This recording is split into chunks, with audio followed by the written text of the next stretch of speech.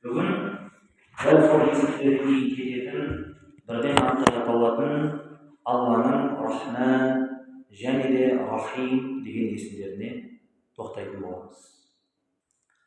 Өйткені осы есімдер Аллах деген есімнен кейін әрдайым тұрады. Аллах өзін Алла деп атағаннан кейін Рахман, Рахим деген есімдерді бірден пайдаланды дейді. Енді бұлардың мағыналары не нәрсе? Жалпы Рахман, Рахим екеуінің мағынасы негізі мейірімді деген мағына. Мейірімді. Бірақ екеуінің қандай айырмашылығы бар? Рахман Рахимнан ауқымдырақ. Ғалымдарымыз айтады, Рахман Рахим деген сөзден қарағанда ауқымдырақ. Өйткені арабтың тілінде сыйға мубалаға деген бар. Сыйға мубалаға деген күшейтпелі шығай деп айтсақ болады. Бірдеңкені күшейтіп қылып айтады.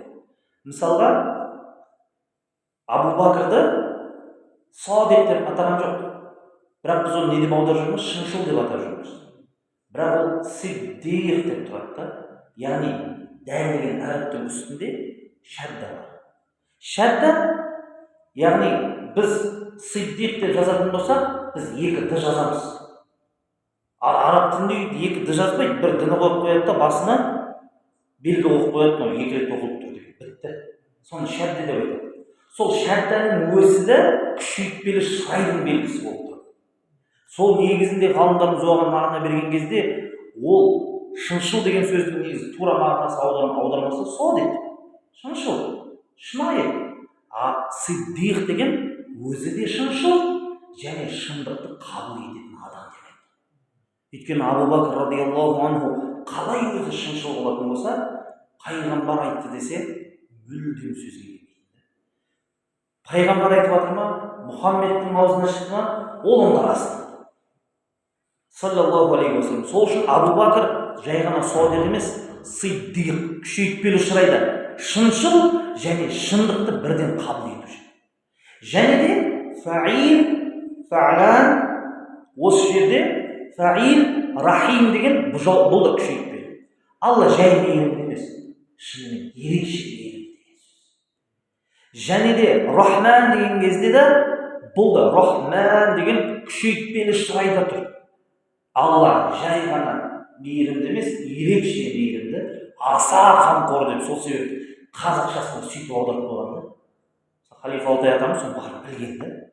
Сол себепті шынымен де ерекше мейірімді, аса қамқорды. Жай емес, естеріңізде болсын. Бірақ Рахман Рахимнан жоғары және де ауқымдырақ. Неге? Өйткені ғалымдарымыз айтпақшы, бүгін сіздер барлықтарыңыз білесіздер, Алла бұл дүниеде барлығына мейірімді. Рахман деген аты осы жерде істетіледі. Барлығына мейірімділік танытады. Діні бар адамда, діні жоқ адамда не істеп жатыр? Сіз сияқты рахатты көріп жатыр. Сіз сияқты бала шағалы болып, үйлі болып, қызықтап, таңның атысын көріп, табиғатқа барып, демалып, олар да бұл дүниеде мәз болып жүр. Алла өйткені барлығына мейірімді. Бірақ Рахим деген сөз қияметте тек мұсылмандарға көрсететін мейірімділік. Ал қияметте мұсылман болмайтын адамға мейірімділік көрсетілмейді. Мұсылман болмаған, жүрегінде иманы жоқ болған адамға мейірімділік көрсетілмейді. Сол себепті Құранда Алла тағала «Фәлә нуқиму лахум йаумал қиямати уазна». Біз тіпті ондай адамдарға қияметте таразға қоймаймыз. Өйткені сенің амалдарың қабыл емес болып қалады.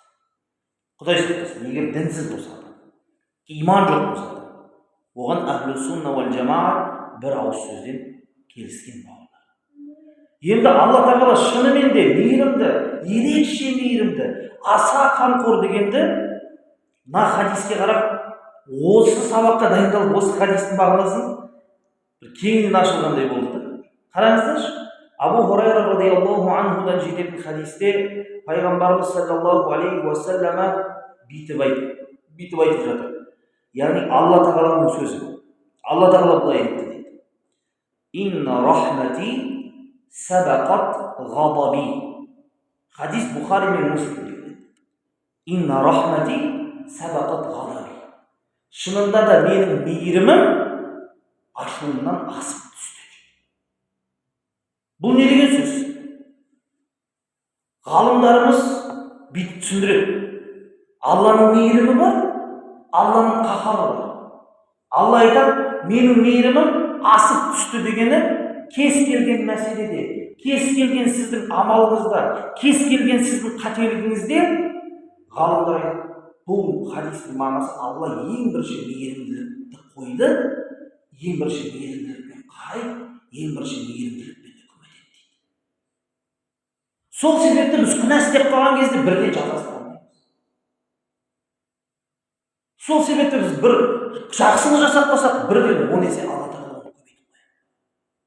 Сол себепті менің мейірімім қаһарымнан, ашуымнан асып түсті дегені ең бірінші Құдай кез келген нәрсеге мейірім көзқараспен қарайды. Мысалға білесіздер, пайғамбарымыз саллаллаху алейхи уассаламның хадисі бар. Бұл да сахих риуаятта. Шынында Алла тағала сендердің дене бітімдеріңе, сендердің келбеттеріңе қарамайды. Уалакин, бірақ та қай жерге қарайды дейді? Янзуру иля қулубикум, жүректеріңізге қарайды. Алла не үшін? Алла жүрекке қараған кезде, Алла жүрекке қарайды деген сөз, Алла біздің қап-қара болып кеткен жүрегімізде бір ақ нүкте таққысы келеді. Алла мейіріммен қарайды біздің жүрегімізге. Әйтпесе Алла жүрекке қарайды деген сөз бар ғой, біздің жүрегіміз оңып тұрған жоқ қой. Сиырдікі сыртында, біздікі іште ғой, біздің аламыз міне. Мына жерде іште болғаннан кейін, егер Құдай оған мейіріммен қарамаса бар ғой, біз давно білетіне. Бірақ Алла жүрекке қарайды. Онда біз неге аман есен жүрміз? Өйткені Алла оған мейіріммен қарап жатыр. Адамдар бізде ең бірінші кемшілік көреді. Кемшілігіңді бірінші байқайды. Кемшілігіңді асыра түседі. Бір жамандық істесең, 10 жақсылығыңды ұмытып кетеді. Алла олай емес. Сол себепті Алла мейірімділікпен біздің жүрегімізге қарайды. Ертең сол мейірімділікпен қарағандықтан не дейді хадистерде? Кімнің жүрегінде мисқала зарра, шаңның тозаңындай, кішкентай зәредей имандай, кішкентай зәредей, бидайдай иман болса, оны жәннатқа кіргізеді.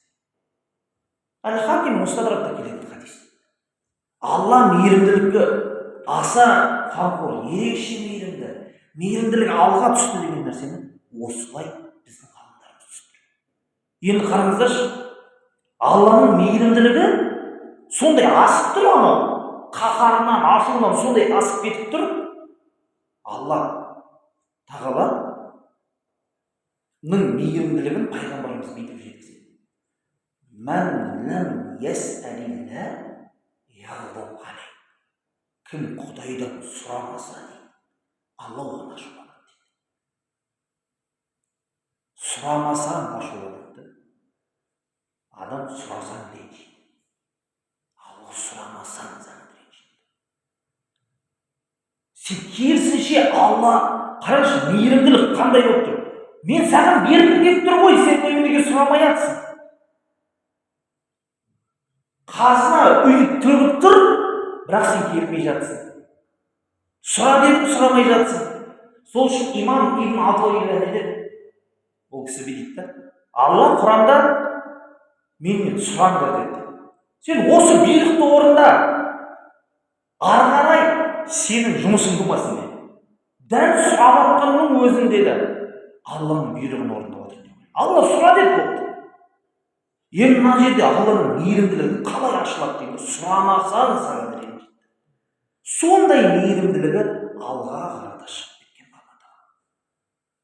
Сол үшін де бауырлар, Алла тағаланың мейірімділігі кең, Алланың рахымы кең. Біз оны танып білу керекпіз. Құранда осы есімдер бірнеше жерлерде аталады. Ғалымдарымыз айтады, осы Рахман деген есім Құранда 57 жерде аталған. Соның кейбіреулерін оқып жіберейік. Алла Құранда айтады: أعوذ بالله من الشيطان الرجيم وإلهكم إله واحد إلا إله إلا هو الرحمن الرحيم. Сендердің құдайларың бір ғана Құдай, және де ол Құдай Рахман, Рахим болған Құдай. Келесі бір аятта: إن كل من في السماوات والأرض إلا أتي الرحمن عبدا. Аспан мен жерде қандай жаратылыс бар болатын болса, оның барлығы Рахманға құл дейді.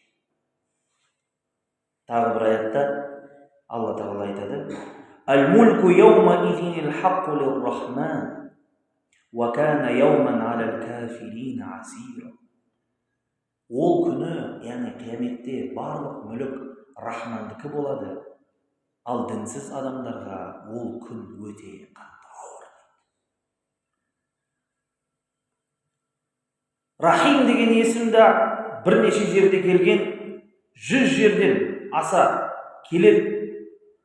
Сол үшін де Алла Тағала иннаху хуат-таувабур рахим, шынында да ол тәубені қабыл етуші және мейірімді. Инналлаха бин-наси ла-рауфур рахим, шынында да Алла адамдарға кешірімді және мейірімді. Инналлаха ғафурур рахим, Алла кешірімді және мейірімді. Осылай көп жерде келе береді. Одан кейін бұл екі есімнің, осылай екі есім Құранда бірге келеді. Енді ғалымдарымыз айтады, бұл екі есімнің тағы бір айырмашылығы, Рахим деп адамды атай беруге болады дейді. Мысалы, Алла Тағаланың көп есімдері бар. Оларды кейбіреумен адамды атауға болады. Сол үшін де біздің ғалымдарымыз, имам Ибн Касир сияқты ғалымдар, мысалға Алланың Әл-Халиқ деген аты бар, жаратушы. Сен адамдарға Халиқ деп ат бере алмайсың, халық деп біреуге ат бере алмайсың. Өйткені Халиқ деген негізінде жаратушы. Ар-Раззақ, ризық беруші деп те қоюға болмайды. Дәл сол сияқты Рахман деп те қоюға болмайды дейді ғалымдар. Өйткені Рахман деген сөз мағынасы ауқымды. Арғы дүниеге де қатысты, мына дүниеге де қатысты. Рахим дегенмен болады дейді. Не үшін? Өйткені Алла Тағала біздің пайғамбарымызды сөйтіп атаған. Пайғамбарымызды атаған кезде бил муъминина рауфур рахим. Шынында да біздің пайғамбарымыз момындарға кешірімді және де мейірімді болып келеді. Біздің пайғамбарымыз демек Рахым деген ат болады екен. Рахман деген ат болмайды адамға.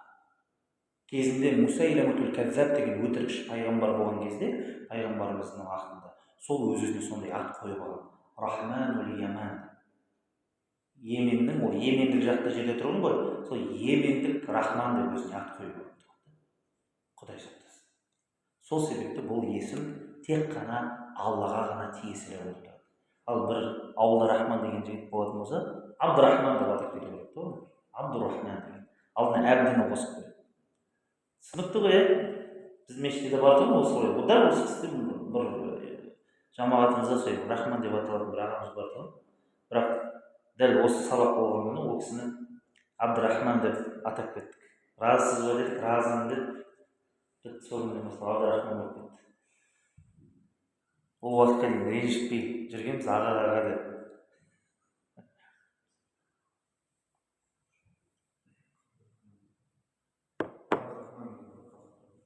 Абдурахман. Абді деген құл деген мағына білдіреді. Білесіз ғой? Абд деген құл деген мағына білдіреді. Сосын қазақтар не деп солай қоя берген. Алланың 99 есімі бар. Алла, Ар-Рахман, Ар-Рахим, Ал-Азиз, Ал-Ғафур. Соларға жалғап қоя берген. Абды-Рахман, Абды-Саттар, Абды-Жаббар, Абды-Самад, Абды-Салам деп қоя берген. Және де бұл жақсы есімдер. Аллаға ұнамды есімдер. Бүйтіп жалғаған. Абды-Ғафар дұрыс. Одан кейін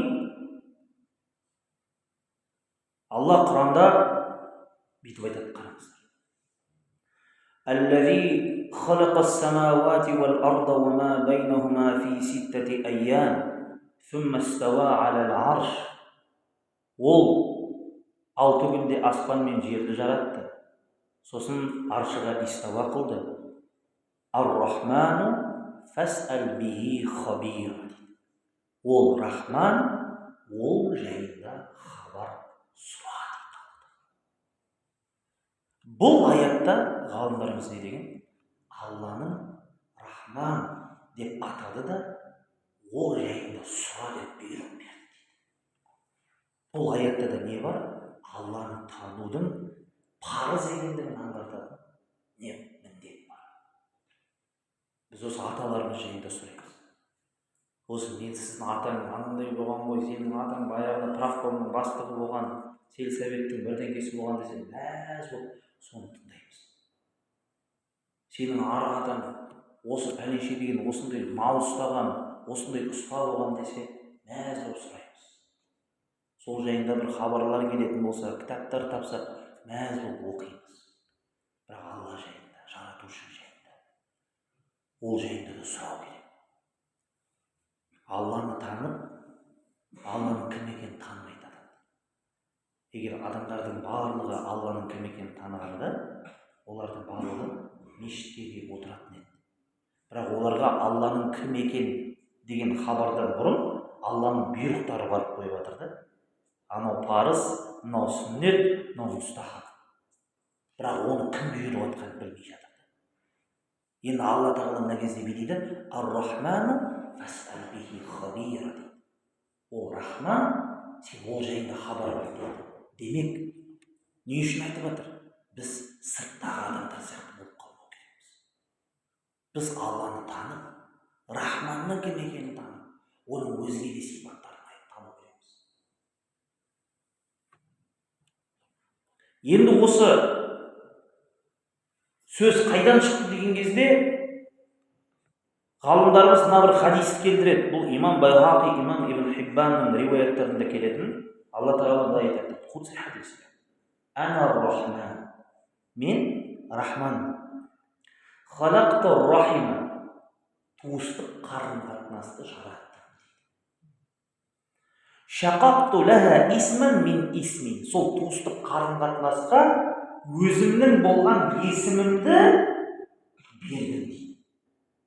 Туыстық қарым-қатынасты араб тілінде силату рахм деп айтады. Сила деген байланыс, рахм деген туыс. Яғни туыстық байланыс. Рахима деген сөз туыстық қарым-қатынас деген сөз. Түсініп отырсыздар? Енді мына кезде не дейді? Мен сол туыстық деген нәрсені жаратып, оған өзімнің есімімді бердім дейді Алла. فَمَنْ وَصَلَهَا وَصَلْتُهُ وَمَنْ قَطَعَهَا قَطَعْتُهُ. Кім енді оны жалғайтын болса, мен де онымен қарым-қатынасты жалғадым, ал кім оны үзсе, мен де онымен қарым-қатынасты үзем дейді. Көрдіңіз? Бұл жерде туыстық қарым-қатынас жайында айтып жатыр. Сол себепті біз туысқандарымызбен араласамыз. Жақындарымызбен араласамыз. Пайғамбарымыз басқа бір хадисінде қати' ла ядхулул жанна. Туыстық қарым-қатынасты үзуші жәннатқа кірмейді. Сол үшін Алла тағала пайғамбарымызға пайғамбарлық келгеннен кейін уанзир аширатака уал ақрабин. Өзіңнің туысқандарыңды, жақындарыңды барып уағыз қыл деді. Сразу бірден. Өмірдің соңына дейін бас тартқан жоқ ол туысқандар. Үміті болды. Сахабалар да сөйтіп үйіндегі ата-аналары, жақын туысқандар бойкот жарияласа да, бірақ бәрібір олармен жақсы қарым-қатынаста. Біз де жақсы қарым-қатынаста болу керекпіз, бірақ шекарамен. Алдында бір жігіт айтады. Ұстаз дейді, бір туысқандарым неге шақырды дейді. Жаңа тойға. Енді тойда арақ болады дейді. Сосын енді мен бармасам енді ренжиді дейді. Біреу тіпті араласпайын деп айтады дейді. Келмесең араласпай кетеміз деп айтады. Сосын енді не істеймін дейді. Мен айттым. Егер десең, сол туысқанымды, ол туысқан мен бармасам, мә сендер үйіткенсіңдер, сендер бүйткенсіңдер, вахабисіңдер деп кетеді дейді да. Мен енді бармасам жаманатты боламын дейді. Мен айтамын да, барсаң да жаманатты боласың. Бармасаң жаманатты боласың, барсаң міндетті түрде біреу табылады. Осыларды да біреу намаз оқиды дейді ғой. Отыр ғой. Жанында ішіп жатыр, отыр. Отыр, орамал киіп жатыр. Ана жақта ішіп жатыр. Осылар намаздар не намаз айтып түсінбейсің бе? Ондай да біреу табылады. Ондай кезде не істейміз? Шариғатты қойып берген бізге шекарасы бар. Шариғат айтты саған, барма деді, болды барма деді. Туған туысқан сенімен сөйлеспеймін деді, сөйлеспей ақ қойсын. Араласпай ақ қойсын да. Ең бастысы сен Алланың разылығын іздеді. Дәл сол кезде. Бірақ өзіңнің сәлемің бұзу болсын. Сен амандасып тұр, ол амандасып, сен амандасып тұр. Ол сен амандасып тұр. Сен барып тұрды оның үйіне. Көрдіңіз бе? Осы сол себеппен жігіттерге айтамын, қашан дейін халал той көбейеді, білесіздер ме? Мынау намаз оқитын адамдар сол араға бар отырыстарға бармаймыз десе ғана көбейеді ол. Ал бара берсең бар ғой, ол никогда халал той көбеймейді. Неге? Өйткені намазға келе береді, бізбен отыра береді.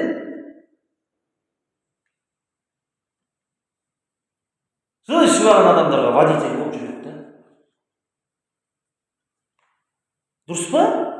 Сол ішіп алған адамдар төбелесіп жатқандар істемей көрді.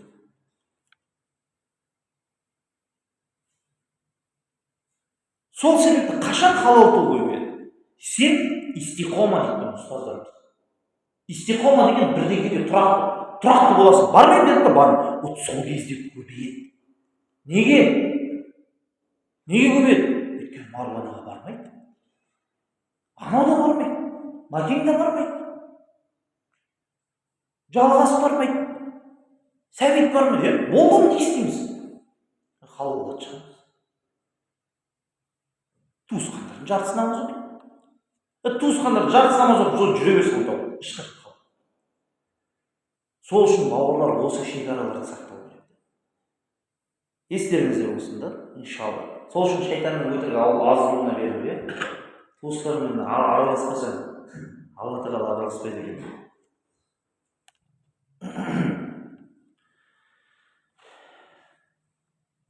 Енді бұл есім, Алланың Ар-Рахман деген есімі, шынымен де адамның жүрегіне бір үміт сыйлайды, бір амандық сыйлайды, қорқынышты кетіретін бір есім.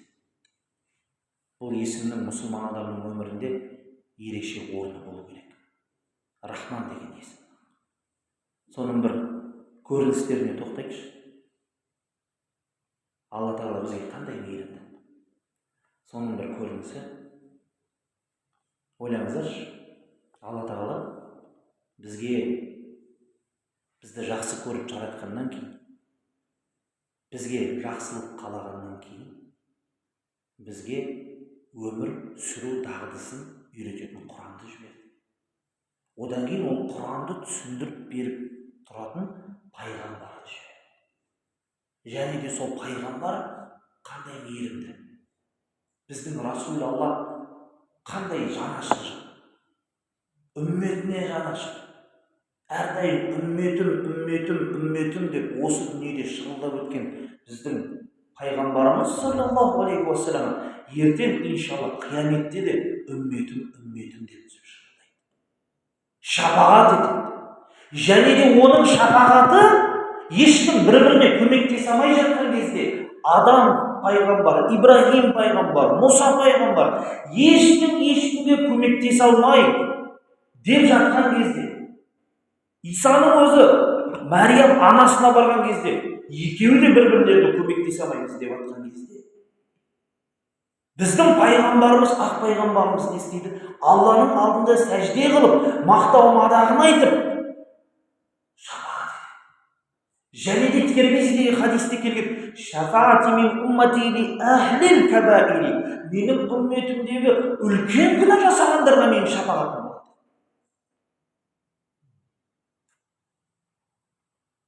Алла Тағала қасиетті Құран кәрімде не деді?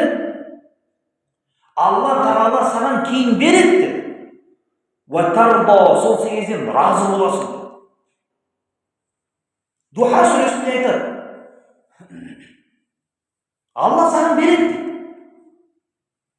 Сен сол кезде разы боласың дейді. Абдулла ибн Аббас осы аяттың түсіндірмесінде не дейді? Пайғамбар қашан разы болады дейді? Үмметінің барлығы жәннатқа кірген кезде ғана разы болады дейді. Сол үшін Али басқа сахабалар айтатын, бізге үміт сыйлайтын қатты осы аят еді деп айтады. Білесіздер ғой, Құранда Алла Тағала айтады ғой, я ибадияллазина асрафу аля анфусихим деген. Ей, өз-өздеріне зұлымдық жасап, күнәға батқан менің құлдарым, ла тақнату мин рахматилла, Алланың мейірімділігінен үміт. Бұл дейді біздің жүрегімізге ең үлкен үміт сыйлайтын аят еді дейді. Абдулла ибн Мас'уд айтады. Алла айтады бізге.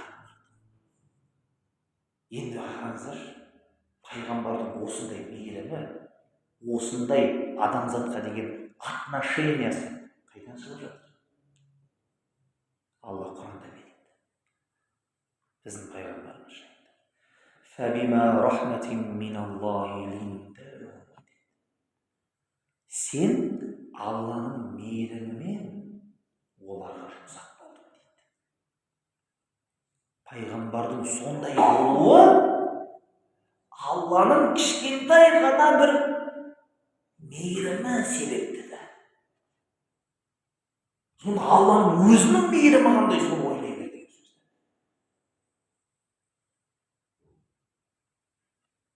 Алла Құранда жалғастырады. وَلَوْ كُنْتَ فَظًّا غَلِيظَ الْقَلْبِ لَانْفَضُّوا مِنْ حَوْلِكَ. Егер де сен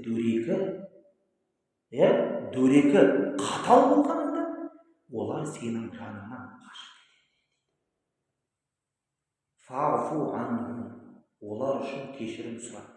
وَاسْتَغْفِرْ لَهُمْ. Олар үшін кешірім тіле. وَشَاوِرْهُمْ فِي الْأَمْرِ. Олармен ақылдас. Субханалла. Алланың мейірімді, пайғамбарымыздың сондай мейірімді болуы, ол Алланың кішкентай ғана мейірімінің көрінісі.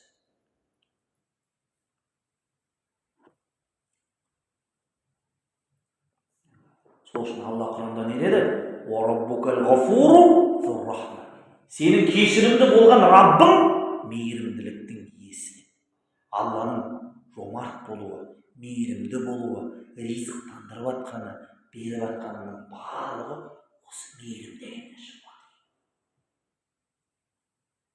Әйтпесе мана аят бар ғой, Алланың қандай мейірімді екенін көрсетіп отыр да. Жаңағы ше, Алла Тағала не дейді? Құл, айт оларға дейді. Я ибадияллазина асрафу деген сөз. Ей менің асрафу өздеріне қатысты, нәпсілеріне қатысты исраф қылғандар дейді. Исраф деген не? Кім біледі? Жоқ, зиян емес, дұрыс па? Шектен шығу, мөлшерден артық шығу.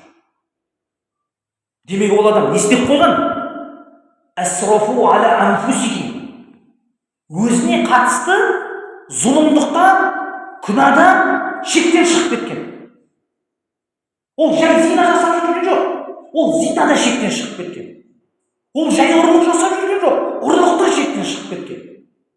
Процентқа батқан, қарызға батқан, ұрлыққа кірген, жай емес, шектен шығып тұрып кірген. Соған айтып отыр Құдай өзі. Ла тақнату мин рахматилла. Алланың мейірімділігінен өтіспе. Өйткені Алланың мейірімділігі кең, ал сенің мейірімділігің, сенің күнәң кішкентай оның мейірімділігін жанды.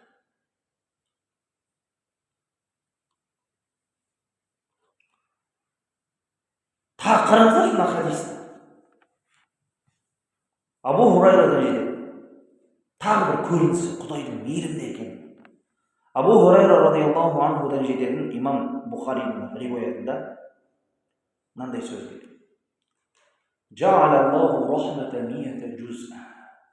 Алла мейірімділікті 100 бөлік қылып жаратты. فأمسك عنده 99 وأنزل في الأرض جزءا واحدا. 99-ын алып өз-өзінде ұстап қалды да, өзінде қалдырды да, жер бетіне біреуін түсірді. فمن ذلك الجزء يتراحم الخلائق حتى ترفع الدابة حافرها عن ولدها خشية أن تصيبه. Сол жер бетіне түсіріп қойған бір ғана, жаңа 100-дің 1% ғана мейірімділігі арқылы жануардың өзі баласының жанынан өтіп барады, тұяғын көтереді дейді. Кішкентай баласын езіп кетуден қорыққаннан дейді. Кішкентай баласын езіп, сол бір ғана, кішкентай ғана 1% мейірім. Ал енді 99-ы қайда? Қайда 99? Өзінде қалды. Не үшін? Ертең қияметте біз арқамызға тау-тау күнәлармен барған кезде бізді кешіріп жіберу үшін болды. Және де Алла 99 қылып күтпейді ғой.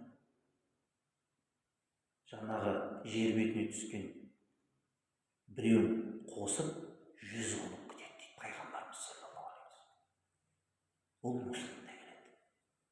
100 қылып толыққанды мейірімділікпен сені кешіру үшін.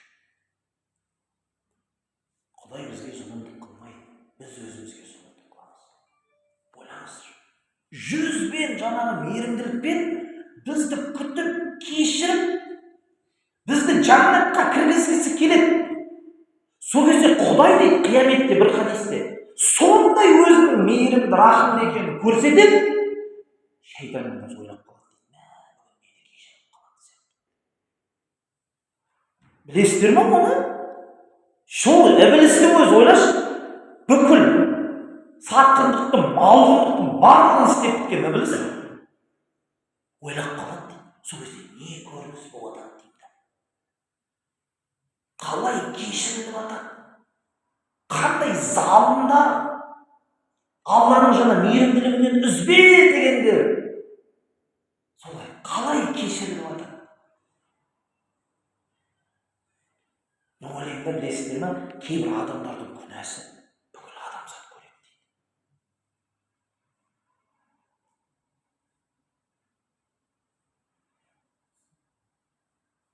Алла тағала адамдардың көзінше соны кешіріп жіберген кезде. Сен білесің ғой, мұндай болмағанын.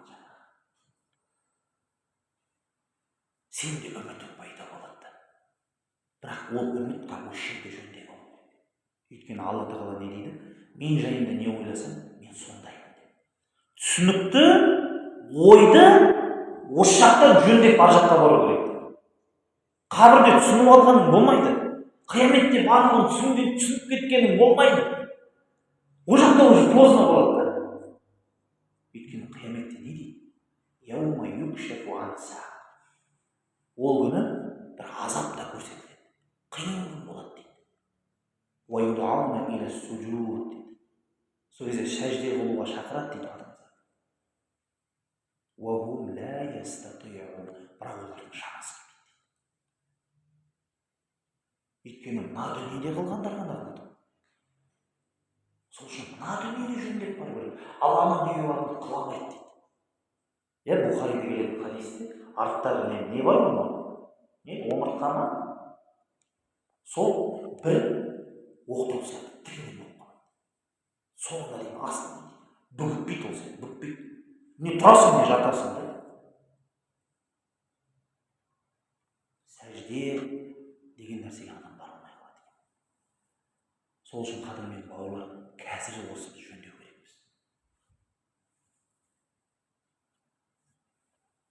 Біз сырттағы адамдардан айырмашылығымыз осы. Біз Раббымызды таныған адамбыз. Әйтпесе біз де құлшылық жасап жүрміз ғой. Бізге де керек иман. Бізге де зарядталу керек. Енді қараңызшы. Мына хадистің шарты мына үстінде Фатхул Бари деген кітап тұр, мағлұм имамның кабинетінде. Имам Ибн Хаджар ал-Асқалани Бұхариға шарх жазған кезде 26 жыл бойы, 25 пен 26 жыл бойы жазған адам. Соны жазып біткен кезде үммет айтқан ғой, Бұхаридің алдында қарызымыз өтелді деген. Әйтпесе Бұхаридің алдында біздің қарызымыз бар тұғын дейді. Не? Бір шарх жазып беру, түсіндірме жазып беру. Анау жазып біткенде қарыз өтелді деген. Сол жерде имам Ибн Хаджар мына хадис жайында бүйтіп айтады.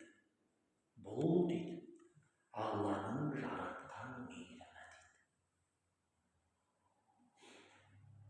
Ал енді Алланың жаратылмаған өзінің шексіз мейірімі де бар емес па? Өйткені хадисте жағана деп тұр. Жағана істеді, жаратты.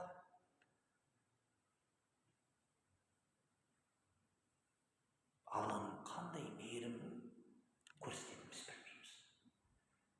Бірақ егер соған деген болсақ,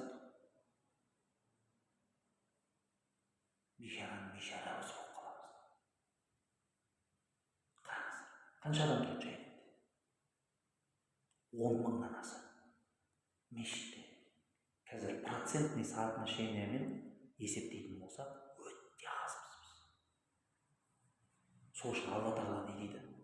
Иннал инсана лафи хуср. Адамдар шынымен қасіретте дейді. Біз мына жерде Құдайды танып жатырмыз. Аллаға шүкіршілік етіңіздер, бауырлар. Қайтер едіңіз бір бұрышта, бір талды құшақтап алып. Бір Алла бізді одан сақтады.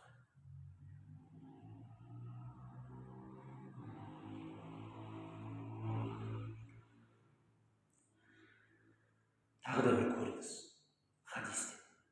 Сіздер бұл хадисті білесіздер. Бұл да Бұхари мен Муслимде келеді. Пайғамбарымыз саллаллаху алейхи ва саллям бір қаптаған адамдардың ішінде, шатаспасам, шайқастан қайтып келе жатқан болу керек. Бір әйел өзінің баласын жоғалтқанын білді. Соны іздеп жатып, соны тауып алады деп мана ай. Фаахузатху фалзақатху бибатниха фаардаатху дейді. Қатты ішіне қысып алды дейді. Жібермей қысып көтеріп баласын тауып алғанына қуанып отыр дейді жаңағы. Баланы тауып қайта біраз уақыт көрген жоқсың, талпаның арасынан ана соғыста жоғалып кетті мына баласы. Баласын тауып, құшақтап, иіскеп, сондай болып жатыр. Пайғамбарымыз саллаллаху алейхи ва саллям сахабаларына қарап бүйтіп айтты дейді.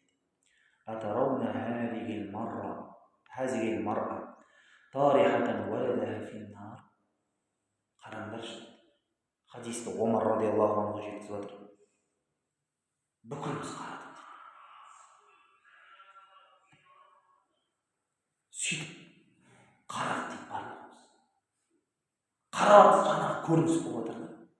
Сол кезде пайғамбарымыз айтты, мынау әйел баласын тозақтың отына лақтырар ме дейді. Бүкіліміз ла уаллахи, жоқ, уаллахи үйтіп істемейді деп айтты. Жай жоқ емес, уаллахи деп ант шығып жатыр дейді. Сол кезде пайғамбарымыз айтты, лиллахи Аллах архаму би'ибадихи мин хадихи би'валадиха деп. Мына әйелдің баласына мейірімділігіне қарағанда Алланың өзінің құлдарына деген мейірімділігі әлде қайда артығырақ деп. Осындай мейірімділік оянып жүр. Мүмкін біз ол көріністі көрмеген шығармыз. Bir күні Құдай сақтасын, Құдай бізге ондай көрсетпесін. Соғыстан баласын жоғалтып алған ананың қазір енді көріп жатыр ғой интернеттен, армиядан келгенде қазір не спектакль қылып жүріп жатыр ғой енді. Мамалар шығып жатады, жылап жатады, армиядан бір жыл келгеннен кейін, ой, қырғынды. Жылап жатыр сондай бір. Қарап отырып өзіңіз жылап кетеді. Енді ойлаңызшы, сол мамасы дейді, баласын тастар ма? Жоқ. Алланың мейірімділігі одан қаттырақ.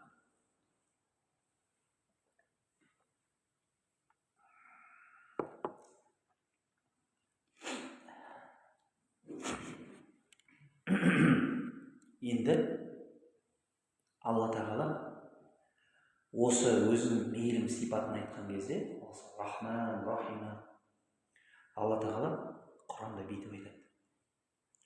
Рахмати, біздің үмітімізді қараңызшы қалай оятады. Рахмати уасиат кулла шей. Яғни менің мейірімділігім, уасиат деген кең деген мағынаны білдіреді. Уасиат кулла шей, барлық нәрседен кең. Не нәрсе бар? Соның барлығынан менің мейірімділігім кең дейді. Алла тағала айтады. Ішіне барлығы сыйып кетеді. Алла тағаланың осы бір сипатын білген ғалымдарымыз осы аятты қалай түсінді? Олар бұрында бүйтіп дұға қылатын дейді. Имам Ибн Раджаб кітабында келтіреді. Я Құдай дейді. Шынында да менің жасап жүрген күнәларым таудай үлкен болып кетті. Бірақ та, я Аллахым, сенің мейірімділігіңнің жанында олар еш нәрсе емес. Сол себепті бізді кешірші. Шынымен де Құдайдың кең болар мейірім өзіне не нәрсені сыйдырып жібере береді, оның жаны ішінде емес. Енді қараңыздаршы, сондай бір-екі дұға. Мен мына дұғаларды оқып, ол кісілердің Құдайдың мейіріміне деген үміттерінің қандай болғанын байқадым. Сосын бұларды жазып алып келдім. Қараңызшы, олар бүйтіп дұға тілейді. Сезініңіздер. Уараббы,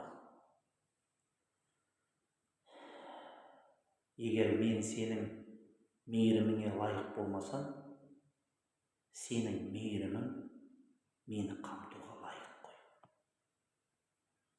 Уараббым, сенің мейірімің барлық нәрсені қамтиды. Сол нәрсенің бірі менмін. Уараббым, менің күнәм қанша үлкен болса да, сенің мейіріміңнің жанында кішкентай ғой. Кешірші мені. Уараббым, құлды азат етіп, саған жақындағанды сен жақсы көресің. Ал біз сенің құлыңыз. Бізді азат етші. Уа Аллахым, сен бізге пақырларға садақа етуді әмір еттің. Ал біз сенің пақырларымыз. Біз де сенің садақаңа мұқтажбыз. Уа Аллахым, сен бізге залымды кешіруге әмір еттің. Ал біз болсақ, өзімізге зұлымдық жасаған залымбыз. Бізді кеш.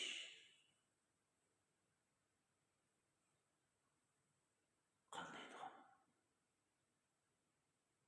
Қандай түсінік дейді? Осылай кешірім сұрап көріп едіңіз.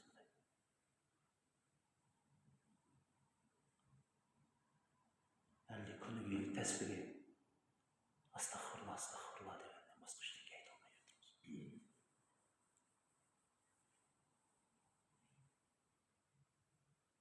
Сіздердің тағы бір көрінісін көрсетіп берейін бе? Қараңыздар.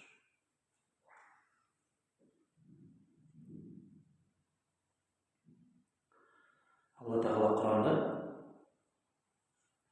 Мұса мен Харун деген екі пайғамбар жайында айтады.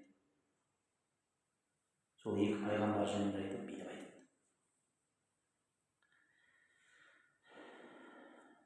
Білесіздер, «Изхаба иля фирауна фаиннаху тагha». Барыңдар Фирғауынға. Ол шектен шығып жатыр. Не деп шектен шығып жатыр? «Юзаббихуна абнаахум ва ястахиюна нисаахум». балаларды өлтіріп,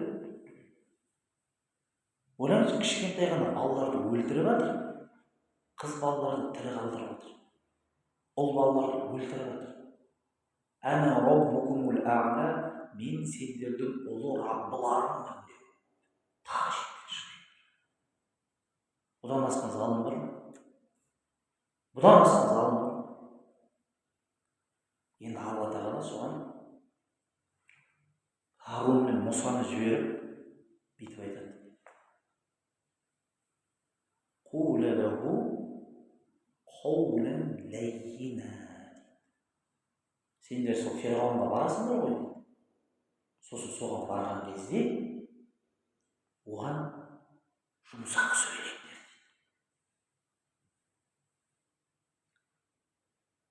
Осының аяттың тәпсірінде бір ғалымның мынандай сөзі бар. Я Құдай, я Құдай дейді. Өзің Құдаймын деп жүрген адамға сенің мәмілең осындай болды. Ал өзің емес, сені Құдай деп жүргенмен мәмілең қандай болмақ сенің? Қандай үміттейді? Осындай адаммен жұмсақ сөйледіп, мәміле жасап жатсың. Ал енді өзіңді Құдай деп мойындағандармен мәмілең қандай болмақ? Я Рабб. Алла мейірімді. Алла мейірімді бөлесін баршамыз. Махрұм етпесін. Кең болған мейірімді лебін нәсіп қылсын. Біз бақырмыз, мұқтажбыз. Біздің өйстіп Алланы еске алуымыз, пайғамбардың хадисіне сай, бұл да Алланың берген садақасы бізге.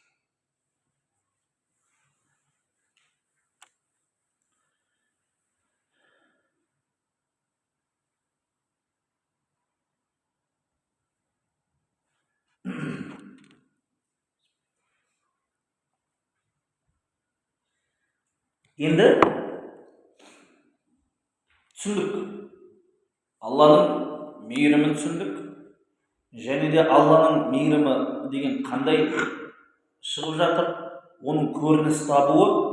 Енді Алланың мейірімді екенін түсінген адам, Алланың мейірімді екеніне көз жеткізген адам не істейді бауырым? Білесіздер ме?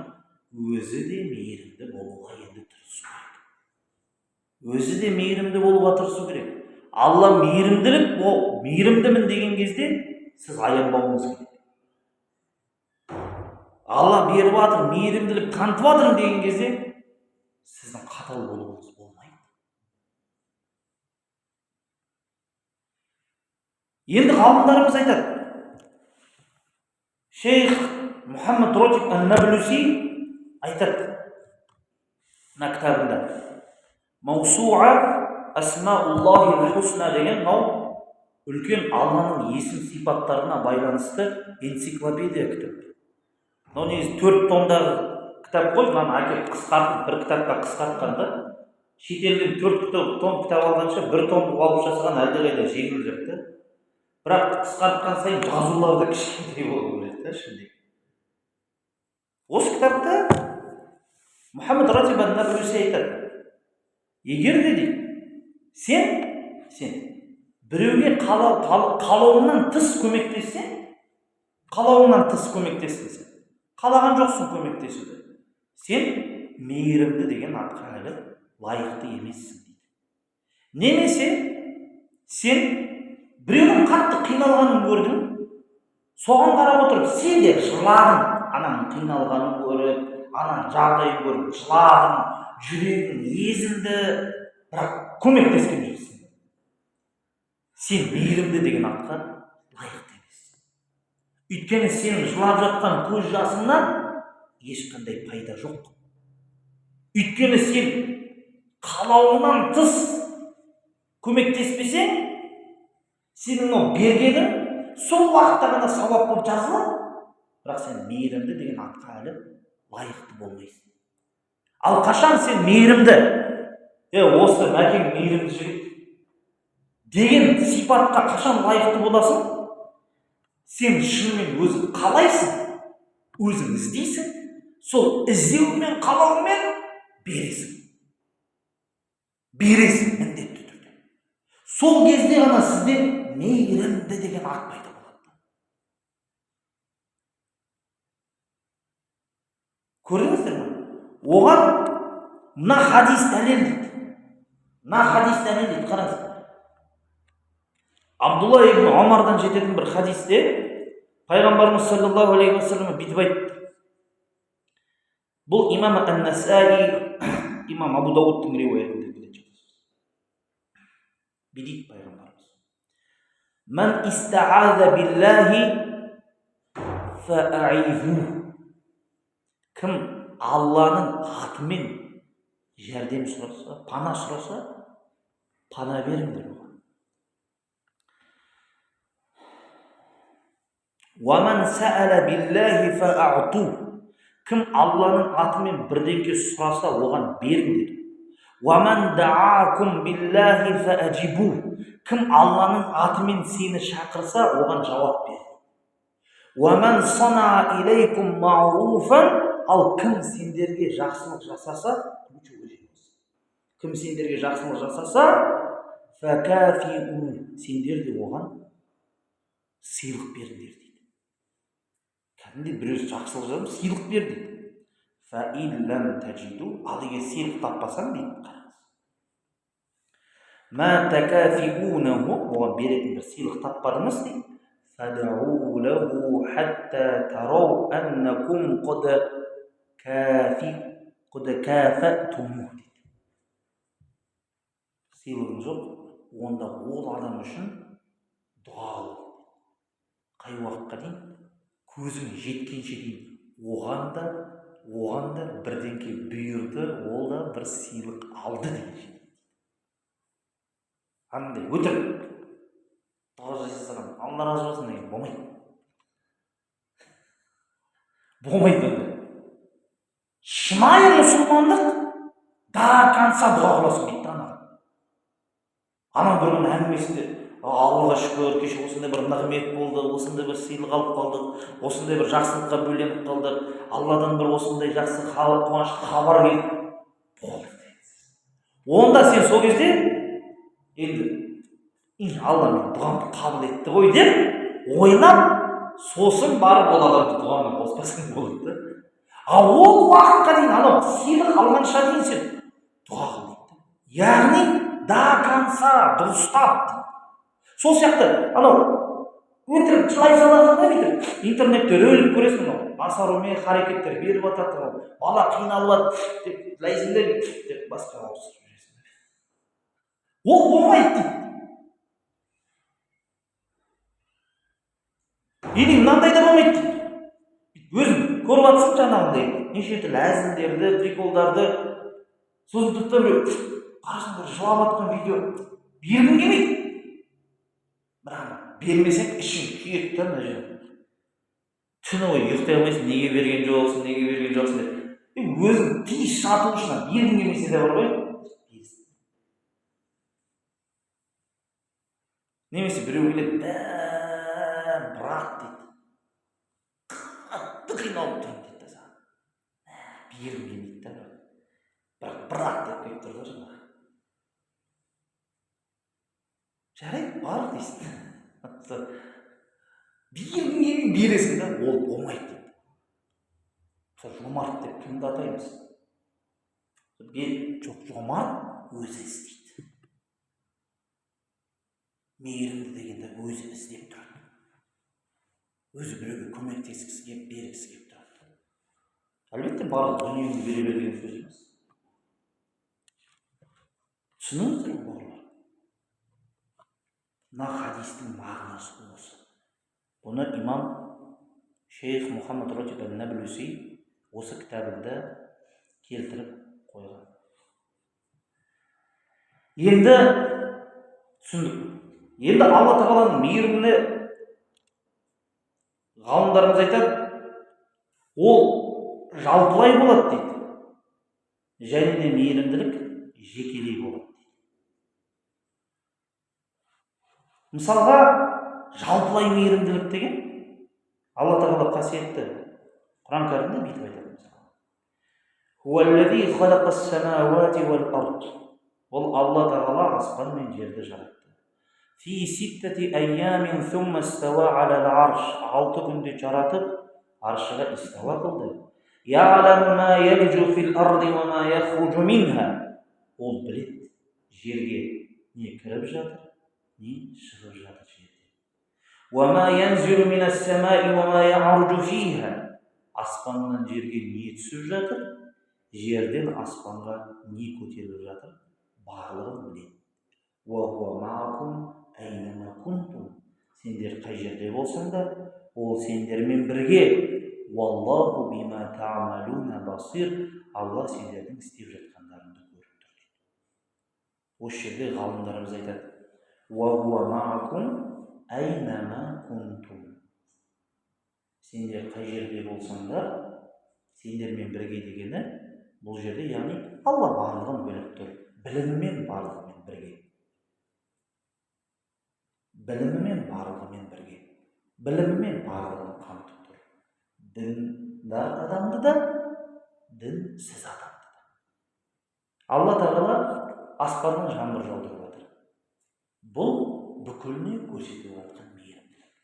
Яғни бұл не бар бізде? Жеке бар, сосын жалпы бар. Бұл жалпы бүкіліне көрсетіп жатқан мейірімділік. Түсіндіңіздер ме? Ал енді жеке мейірімділік деген бар. Жекелей. Саған ғана қатысты. Мысалы, пайғамбарымыз үңгірде қалған кезде Абу Бәкір не істейді? Уайымдап тұрады. Әскер еткені бас жақта жүр.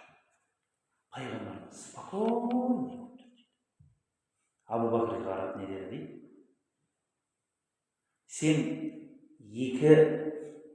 Сен мына үңгірдегі екеуі жайында не ойлайсың? Егер үшіншісі Алла болса.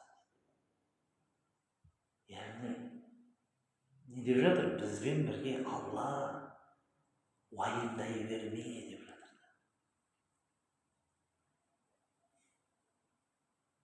Яғни сенімен бірге. Алла Құранда инналлаха ма'ас-сабирин. Алла сабырлымен бірге. Инналлаха вa'аламу инналлаха мa'ал-муттақин. Біліңдер, Алла тақуамен бірге. Бұл уже жеке жалпылай емес, жекелей кетіп жатыр. Белгілі бір топтағы адамдарға қатысты ғана әңгіме қозғалып жатыр бұл жерде. Жекелей бір мейірімділік саған. Сол себепті пайғамбарымыз бір хадисінде не деді? Айтады: менің әулие құлдарым бар. Олар парыз амал арқылы ғана жақындамайды, маған нәпіл амалдар арқылы жақындайды. Кім оларға тисе, лақад азанту лахум бил харб. Мен оларға соғыс жариялаймын. Құдайға жақын болу. Құдай соғыс жариялаймын дейді. Сонда жақын болып тұрған менің қолыма біреу тиіссе. Алла өзі айтпай ма? Аллаху валиюл лазина аману. Алла иман келтіргендердің досы дейді. Юхриджукум миназ зулумати илан нур. Оларды қараңғылықтан нұрға қарай алып шығады. Енді жаңа хадисте Бухарида келеді ол. Жалғасында не дейді? Мен сондай, оған біреу тиіссе, соғыс жариялаймын. Мен оған сондай жақын болдым дейді. Мен оның ұстайтын қолымын дейді. Мен оның жүретін аяғы болам дейді. Мен оның көретін көзі, еститін құлағы болам дейді. Не деген сөз? Білесіздер ме? Ғалымдарымыз айтады, Алла сонымен бірге сондай болып кетеді. Ол қолымен бірдеңке жасайын деп жатса, күнә жасайын деп жатса, қиянат жасайын, Құдай оны өзі сондай нәрсені алып шығады.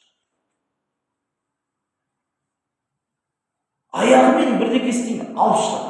Апартқызбай, жасатқызбай, амандықта, саулықта Алла тағала алып шығады. Алланың сақтығында болған осы деген сөз. Мейірімділігінде болады. Сол себептен кітаптарда жазылады, жастайында бір ғой құлшылықпен ғана айналысқан бір қарт кісі дейді. Қартайған кезде бір отырыста орнынан атып тұрды дейді. Жұрттардың барлығы, ойбай ақсақал-ау, анда атып тұрғаныңыздан беліңіз бір жеріңіз қайысып кетпей ме деген кезде, ол не деген? Жастайымда не істедім? Бұның барлығы Аллаға қызмет етті. Енді қартайғанда Алла мені сақтады дейді. Алла субханаху ва тағала сондай сақтап қояды.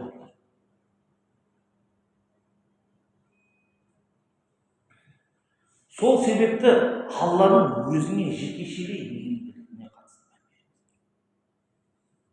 Түсініп отырсыздар ғой? Соған ұмтылайық.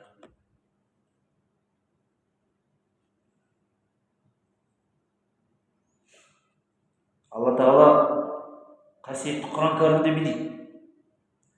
Лаин ақомтумус салата, егер намаз оқысаңдар, ва атайтумус заката, зекет берсеңдер, ва амантум бирусули, менің елшілеріме иман келтірсеңдер, ва аззартуму, оларға көмек көрсетсеңдер, ва қарабтумуллаха қардан хасана, Аллаға көркем түрде қарыз берсеңдер дейді. Осындай адамдар. Бұл аяттың басында бірақ Алла не деді? Қалаллаху инни маакум, міне мен осы адамдармен бірге.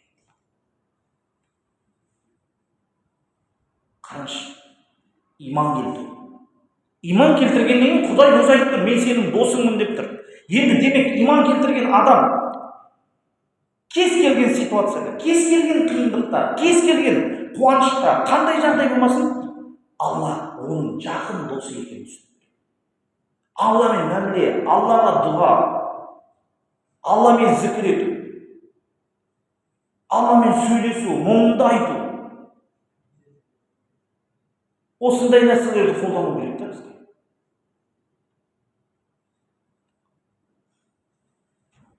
Енді не істедіңіз? Иман келтірдіңіз. Одан кейін намаз оқып жүрсіз. Одан кейін зекет беріп жүрсіз. Елшілерге көмектесу деген не? Мына жерде мен осылармен біргемін деп тұр. Елшілерге көмектесу деген қалай түсінеміз? Айтып беріңіздерші.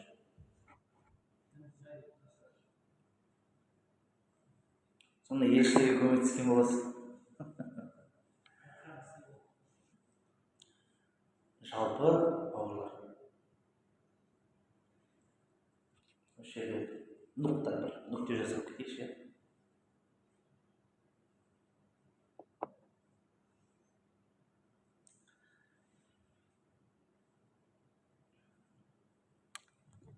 Мынау имам Шарнуби деген кісі болды. Имам Шарнуби өзінің мынау Шамаил Мұхаммадия деген кітабында шархында бүйтіп айтқан.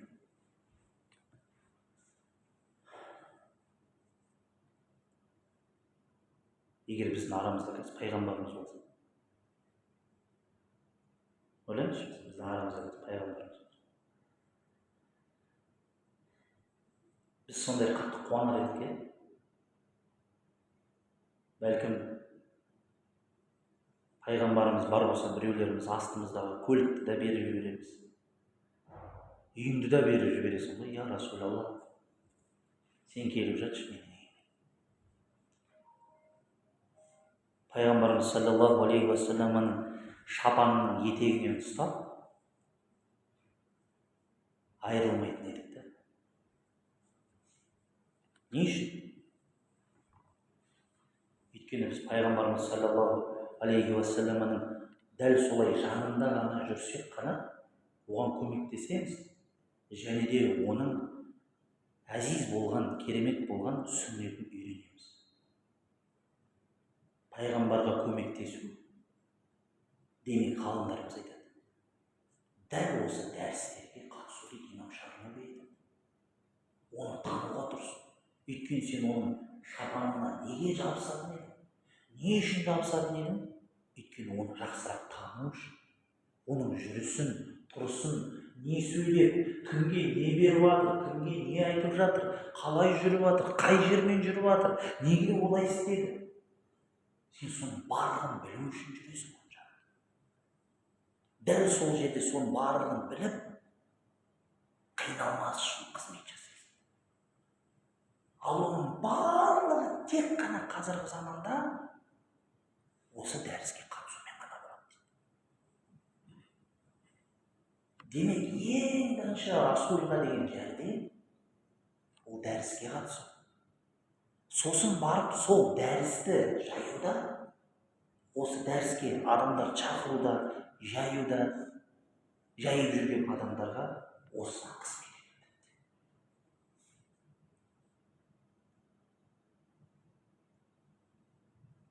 Көрдіңіздер ме?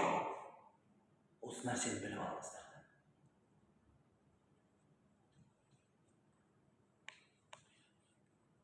Кім айтады ғой? Марқұм, Алла рахым алсын, Шейх Мұхаммед Садық Мұхаммед Юсуф деген ше, Өзбекстанның үлкен ғалымы болған, сол не дейді? Қазіргі таңда үлкен күрес, ең үлкен джихад ол медиа джихад. Сол үшін мұсылмандардың жасап жатқан медиа материалдары конкурентно способны болу керек. Сенің дағуаттарың интернетте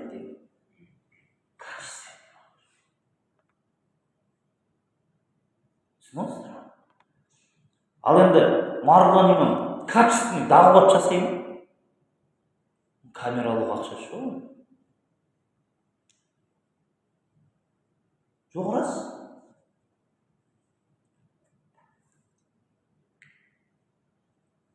Қазір осы жерде бүкіл ақса бар. Не бір дәу ғалымдар бар. Қазір біздің ақиданың үлкен майталманы номер 1 болып тұрған осы әсіресе Матуридия Хамза Бакри деген ғалым. Шейх Мұхаммад Алламан жанында 20 жыл жүрген. Әйгілі еще мұхаддис еще. Ал енді интернетке кірдім де, записьтарын тыңдап көрсем. Вай, дауысы өзі бір жақта, дауысы екінші жақта. Ой, басым ұсталып. Сондай ғалым. Мына кісінің алдына келіп, бір адам жоқ па қызметін жасап берейік деп. Баяғы Арман Қуанышбаев айтады ұстазымыз. Мені Арман Қуанышбаев қылған Ораз деген ағамыз ғой. Ораз деген аға, Али студиясы деген бар ғой, соның операторы ғой. Өзі бір мешітте наиб имам болып істейді, жаңағы Ораз деген аға, сол кезде. Сол барғанда ютубтан канал ашқан ғой, Али студиясы деген.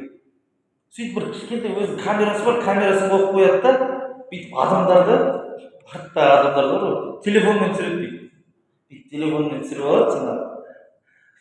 Сосын бар камерамен монтаж жасап жатқан кезде, анау телефонмен адамдарды түсіріп жатқан кезде қарасаңыздар ешкі запись. Анау сол жері некачественный болып тұрады да, бір түрлі адамдарды көрсетіп жатқан жерде. Ұстазды көрсетіп жатады, качественный сияқты да. Мен ойбай Арман Оразаға қойдым. Соған ниетті масқара. Әлі күнге дейін қазір интернет желісіндегі ең сол уағыздарды таратып жұртқа шығарып жүрген сол студия.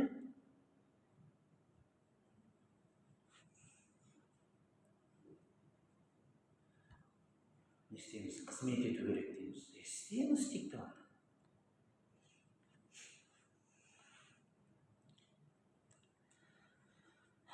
Және де қараңыздар, бұл не үшін мен бұл жерде тоқталып отырмын? Алла өйткені айтып отыр. Уалла, нені? Қол Аллаху инни маакум. Егер мен сендермен егер намаздарыңды оқысаңдар, зекеттеріңді берсеңдер, елшілерге иман келтіріп, елшілеріме көмектессеңдер,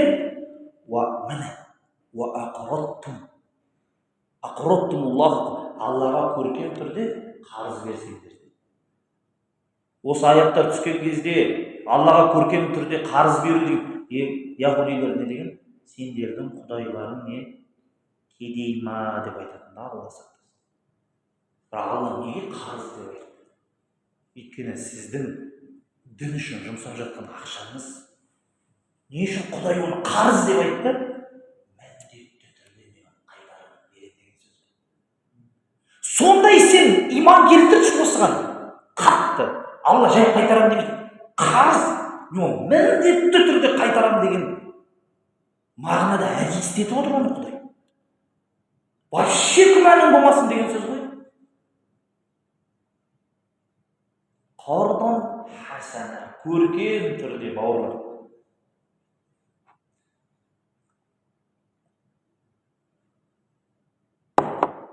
Міне осындай адамдармен біргемін. Лаукаффиранна анкум сайиатикум, осылардың күнәларын кешірем. Лаудхиланнакум жаннатин таджри мин тахтиха ал-анхар. Міне осыларды астынан өзендері ағып тұратын жәннатқа кіргіземін.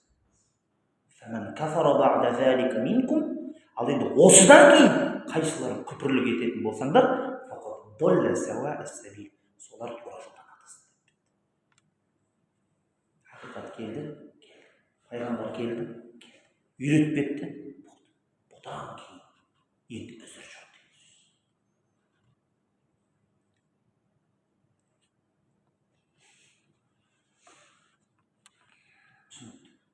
Енді Алла мен пенденің мейірімділігінің айырмашылығы қандай деген кезде осыны да біліп қойыңыздар.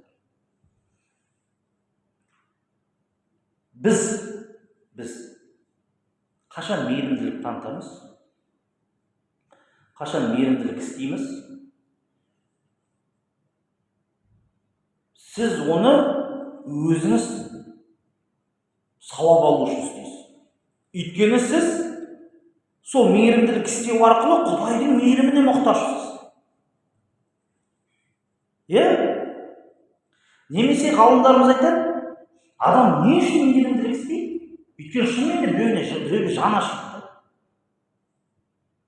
Біреуге жан ашырлықтан сен мейірімділік істейсің. Немесе не үшін? Алланың мейірімділігіне мұқтаж болғаннан кейін мейірімділік істейсің. Ал Алла тағала бұл нәрселерден Алла мейірімділік істесе, өзі үшін емес, тек адам үшін істейді. Адамның жақсылығы үшін адам пайдаға қол жеткізсін, осының дәрежесі өссін, тек қана адамның маслахаты үшін істейді. Адамның дәрежесі өсіп. Өзіме сауап, өзімнің ішіндегі сезімімді келтіру деген нәрсе Құдайда жүрмейді. Түсіндіңіздер? Енді осы есімнен алар тағы бірнеше үлестеріміз бар екен. Соған тоқталайық.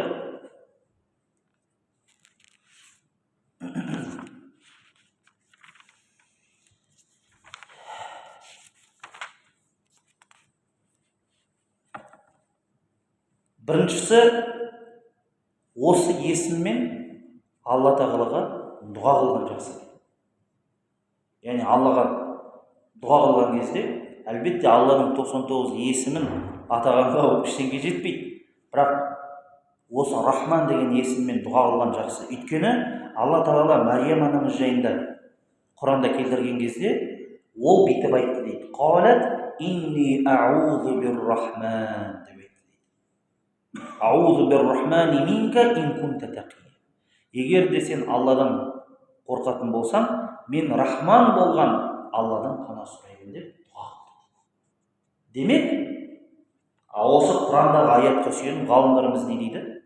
Субханалла, Алланың Рахман деген есімімен дұға қылған жақсы болады дейді. Одан кейін Құрандағы тағы бір дұға, Алла тағала ваъфу анна вағфир лана вархамна. Бізді кешір, және де бізді мейіріміңе бөле деп осы Рахим деген есіммен қолданды. Тағы бір дұғада, білесіздер, бұл ата-анаға дұға қылатын кездеседі. Вахфид лахума жанаха зулли минар рахма. Я Алла тағалам, оларға өзің мейірімділік көрсет. Мейірімділіктің қанатының жайып оларға мейірімділікке бөле. Өйткені олар мені қалай мейірімділікке кішкентай кезінде бөледі, дәл солай бөле көрші. Яғни бұл жерде де сол рахима деген сөз қолданып тұр, қадірмен бауырлар. Демек, адамға қатты болуға болмайды. Алла тағала қатты, жүрегі қатайған адамдарды, мейірімсіз адамдарды не істейді? Құранда жүрегі қатып қалған адамдар жайында айтады. Алланы еске алудан тосылып, жүректері қатайып кеткендерге нендей өкініш болсын дейді. Кейбір адамдар бар,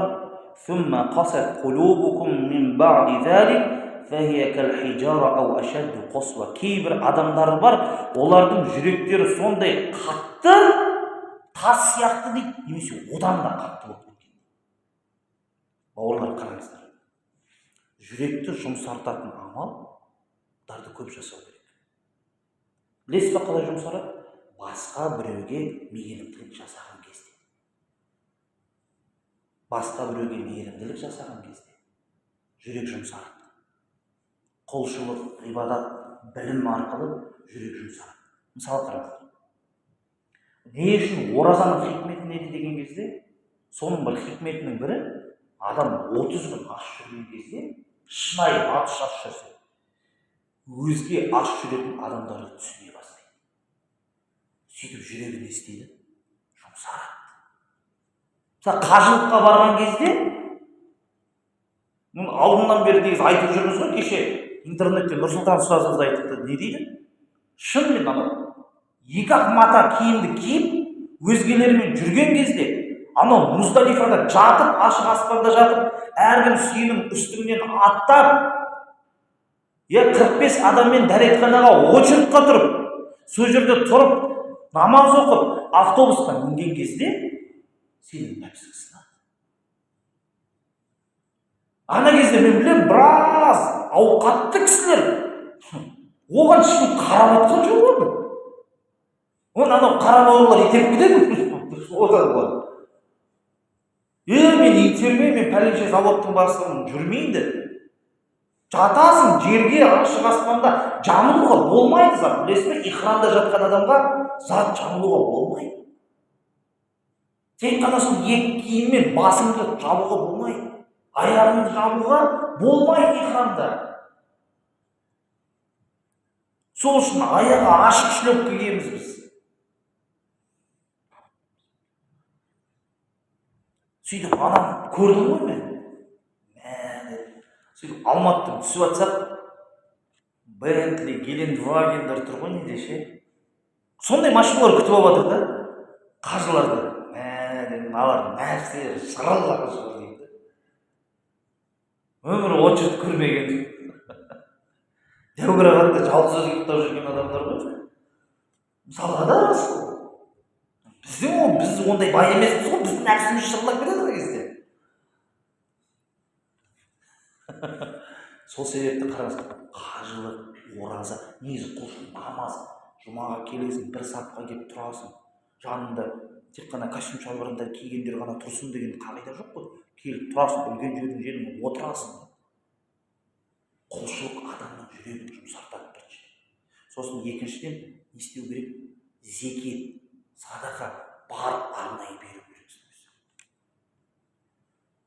Адамның жүрегін жұмсартатын амалдармен айналысу керек, бауырлар. Мынандай хадис бар, Абу Даудта келеді. Ар-рахимуна ярхамухумур-рахман дейді. Шынайы мейірімділік жасайтындарды Алла Тағала рахымына бөлейді дейді. Мейірімділік жасайтындарды Алла рахымына бөлейді. Ирхаму ахлал ард, сол үшін де жер бетіндегілерді мейірімділікке бөлеңдер, аспандағылар да сендерді мейірімділікпен жаудыртады. Сол себепті пайғамбарымыз саллаллаху алейхи уассалам не деді? Қараңыздар.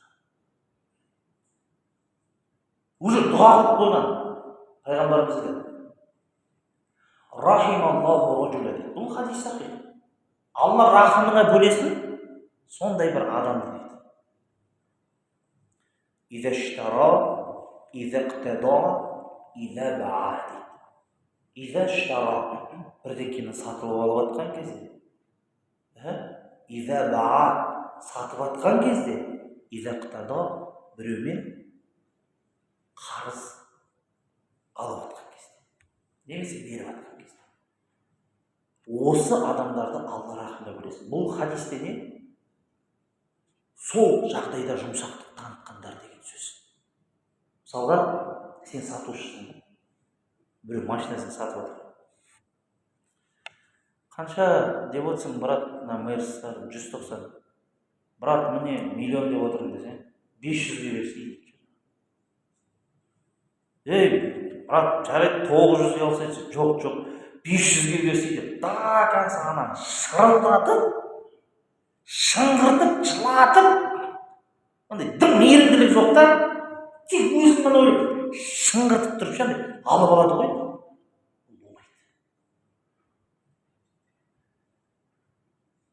Сатып алып атқан адам мейірімділік танытса, жұмсақтық. Сатып атқан адамда жұмсақтық танытса. Біз анау всегда сондаймыз ғой, неге скидка жоқ, неге осындай осылай, неге бүйтпейсің, неге? Сен де Құдайдың мейірімділігіне үмітің бар да. Осы хадистер иза штара, бірдеңе сатып аласың ба? Бисмилла. Сол үшін имам Абу Ханифа не істеген? Базарда тұрған кезде бір әйел еді, мына матаны саған 100 дирхамға сатайын деп еді. Бұл 100 дирхам тұрмайды ғой дейді. Бұл одан да қымбат қой десе, 200 деп айтады дейді. Жоқ, бұл одан да қымбат қой дейді. 300, 400, 500 тұрады деп айтады имам Абу Ханифа. 500-ге сонда имам Абу Ханифа сол кісінің матасын сатып алды дейді. 500 дирхамға. Сол үшін ғалымдарымыз дейді, дүниелік істерде адамдарды алдауға қорыққан имам дін мәселесінде алдайды деп ойламаңдар. Дүниелік істерде, субханалла, көрдіңіздер, содан басталады ғой. Сенің дүниеңмен қарым-қатынасың дұрыс болмаса, значит, бұл өзі сондай бір хитрый намазхандар ғой. Осындай клеймот алып кетеді. Демек, қараңыз. Алып атқан кезде жұмсақтықтарды танысың. Қанша деп отырсың, брат? Қарай отырып, жақсы. Шынымен кейбіреулер состояниесі начар болады, жарайды. Енді біреулер көріп тұрсың, қараған машинасына не істеген? Действительно алу керек. Сонда шырылдап беретіндер бар ғой. Жоқ, кішкене түсіртті, бағасын бер. Сен де сатушысың ба? Көріп тұрсың, ақша жетпей тұр бейшара. Сен де жұмсақтықтан, онда сол кезде сен де Алланың мейірімділігіне бөленесің. Өйткені пайғамбарымыз уже дұға тілеп қойған дейді бұл. Рахималлаху раджуля. Сондай адамды Алла мейіріміне бөлесін деп. Уже пайғамбарымыз дұға тілеп қойған. Сол категориядағы адамдарға. Пайғамбарымыздың дұғасына леккің келе ме? Соны істе. Алла рахымына бөлесін деп айтты. Қазір пайғамбарымыз болса, я Расулалла, мен үшін дұға тілеп қойшы деп. Пайғамбарымыз айтады, сахабалар келген, я Расулалла, мен жәннатқа кіруімді дұға тілеші деп. Бір ауру әйел келеді ғой, сөйтіп, я Расулалла, мен сондай бір ауыратын кісі едім, Алла тағаладан мен шипамды сұрашы деген кезде. Пайғамбарымыз дейді, сен бұған сабырлық қылатын болсаң, саған жәннат болады дейді ғой. Я Расулалла, ендеше мен бұл кейде ауруымнан құлап қалған кезде әурет жерім ашылып қалатын бар еді, сол әуретім ашылмасын жарайды. Құлап атқан кезде шипа сұрамайды, просто әуретім ашылмасын, соны хотя бы тілеп қойыңыз, жарайды, бара бер, кетіп қал. Бұл хадис рядус сөйлейтіндер сахих. Көрдіңіз, пайғамбарымыз дұға тілеп, сөйтіп дұға тілеген. Енді біз пайғамбарымыздан қазір дұға тілей алмаймыз, бірақ пайғамбарымыз саллаллаху алейхи уассалам уже дұға тілеп қойған категориялар бар хадисте. Соған кірем десек, аман істеу. Алла әділ. Ар-рахимуна ярхамухумур-рахман. Мынау хадистен бізде, осы хадистен бізде неміз бар. Пайғамбарымыз саллаллаху алейхи уассаламға дейін бізге шейх Ахмад Шариф бар, Ахмад Тиджани бар. Сосын алдында Нұрмараққа барғанда шейх Усама Саид Әл-Азхари осы хадистен бізге ижаза берген. Кәдімгі силсиласын толық атап шығып, пайғамбарымызға дейін баратын ижаза берген. Және де мына хадис, бұны силсилатул ауалия деп айтады бұны. Неге бірінші дейді? Себебі ең бірінші үйрететін хадис осы болған балаларға. Пайғамбарымыз осы сәләфус солихтардың бүкілі балдарына, сахабалардың барлығы ең бірінші балдарына үйрететін хадис осы болған. Алланың мейірді екенін танытады дейді. Ар-рахимуна ярхамухумур рахман, ирхаму ман фил арди ярхамукум ман фис сама. Осы хадис үйретеді. Алланың мейірді деп танытады.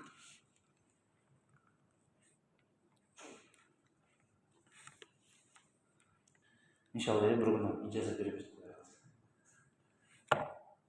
Бүгін дайындалып келген жоқпын, келесіде келіп, жаңа иснатты толық оқып беріп, иншалла истима ижаза аласыз.